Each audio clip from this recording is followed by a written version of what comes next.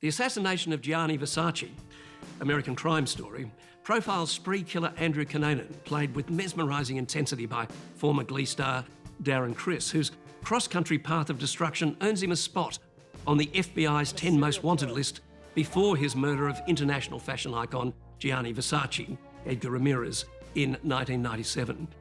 Based on the best-selling non-fiction book Vulgar Favours by Maureen Orth, the series examines how entrenched cultural homophobia and prejudice delayed law enforcement's search for Cunanan, as well as Versace's relationship with his sister and muse Donatella, Penelope Cruz. Cunanan's story is told backwards chronologically from Versace's shooting on a bright Miami morning on the steps of his extravagant mansion. Prolific TV producer Ryan Murphy calls it the onion peel of shame, layers stripped off as we journey in time away from the actual murder, which opens the series, the picture of Cunanan gradually emerging in flashbacks. Murphy knew that to follow the huge success of his The People versus O.J. Simpson, something special was needed to surprise the audience, and what he cleverly gives us is not merely another serial killer story, but a complex narrative about what it takes to become a monster, or as Murphy says, someone stepping into adulthood. In a way, it's a story of failed ambition, the first episode revealing Cunanan as a deeply flawed narcissist with the motivation and intelligence to become any person he desired to be, but who really only excelled at manipulation and sinister deception. His pursuit of the American dream of riches and fame ended in murder and suicide. Murphy directs with his characteristic operatic cinematic skill and that affinity for the theatrical, revelling in the juxtaposition of the beautiful and the ugly and violent, shot with his distinguishing sense of aesthetic fascination. The result is a series so intense that even the cast and crew cried while shooting. Did they? Yes, I read that yesterday in an interview with Murphy. Fascinating. They're very intense, the show. Well, you know, I watched the first episode and then I thought, and then I watched the next couple, and I became increasingly fascinated by this portrait of a psychopath, which is what Andrew Cunanan was. And it was also fascinating that the FBI was so slack about nailing this guy. Versace was the 5th person he'd murdered. He'd murdered 4 more earlier. And they failed to put out his mugshot everywhere. And because the subtitle of Orth's book is the biggest manhunt failure in US history. And you sort of think the murder of Versace could have been avoided if they got this guy earlier. Well, obviously the homophobia that Murphy talks about was pretty central to the failure of the case. There's a scene, or a couple of scenes, in fact, in the first episode that set this up really well, where Versace's partner, played by Ricky Martin, is interrogated by, or questioned, not really interrogated at this stage, by a policeman, and it's really extremely unpleasant, as the policeman obviously disapproves totally of the kind of lifestyle that's being presented before him as the Martin character starts to talk about their life together. And we get a sense there that the policeman has just no idea how to comprehend this or how to go with this or how to even start investigating this crime. And I must say, it's also beautifully... Ryan Murphy's a very underrated director. I just love the style of this. The operatic style of this is mesmerising at times. I don't know whether they filmed in the Versace house in Miami, but if they didn't, the production designer did a fantastic job, because you see Gianni Versace getting up in the morning and putting on a robe and walking through this, this mansion that is his design, I mean, it was his life, his style. I'm not a Versace wearer, but, I mean, he had an extravagance. And I thought it was a really fabulous performance by Ramirez.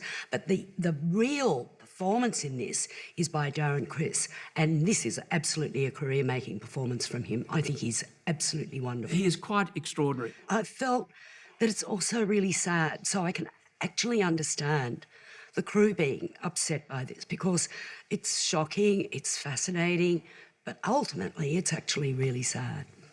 Look, I was pretty impressed by this. I'm giving it 4 stars. I'm giving it 4.5. I thought this was absolutely superb. This world has wasted me, and yet this world also made you, Mr. Versace, into a star. You're not better than me. We're the same. The only difference is that you got lucky. Ryan Murphy said that you did a huge amount of research on this. How did you go about that?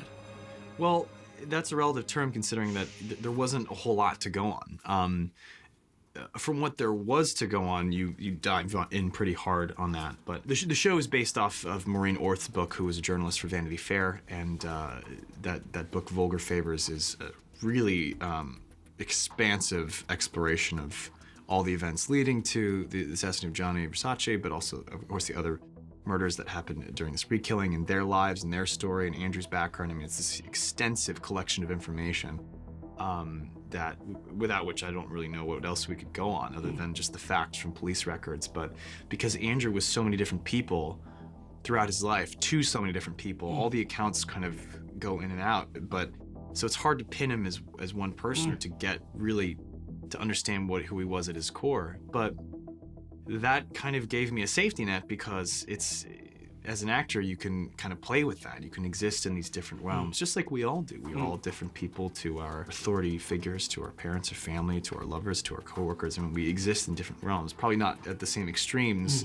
that Andrew does, but in that sense for me, you know, with the facts that I did have, which were limited, you can really augment and play with those things because he lived in such a large, grandiose universe. One of the things I love about the performance that I've only seen in the first episode so far here is the way that you change your body language as Andrew in these different circumstances. At times you're quite extravagant in gestures, and at other times you're very intense and very kind of butch in the approach, which is really, I thought, very subtly played. And thank you. I'm glad somebody noticed that. That's the stuff you spend a lot of time on. You do work on that as an actor, don't you? Yeah, well, that for me, I come from, I'm a big physical theater guy. I'm very interested in physicality and I think as a musician, vocality and the way people talk and the way they carry themselves always interests me, and I like imbibing that into anybody I play. But I think Andrew was this sort of chameleon in the sense that he, whether it was his conversational patter or his rhetoric or the way he carried himself, I think he stood out when he needed to and fit in when he wanted to, or the other way around, really. So he was exploitive and very calculating with the way he was perceived, which is Where'd you get this? Which is crazy because if you think if someone like that existed today, and the way he kind of surgically curated his persona is the same way you see a lot of young people doing it on, through social media and everything. He would have been really good at social media, and that probably would have saved him from doing a lot of crazier things if he had had that outlet. But when you look at a lot of the evidence and a lot of the photographs and again the cold hard facts, this guy wanted to be caught. This is a guy he wanted this to be recognized. He wanted this to be seen. I mean, in a twisted sort of way, even you and I sitting here and us talking about a show, I mean, he's kind of got what he wanted in some very dark way. Versace has invited me to the opera. Life is special. Help! Life is precious. You've given him nothing. That is how I feel. I'm so happy right now.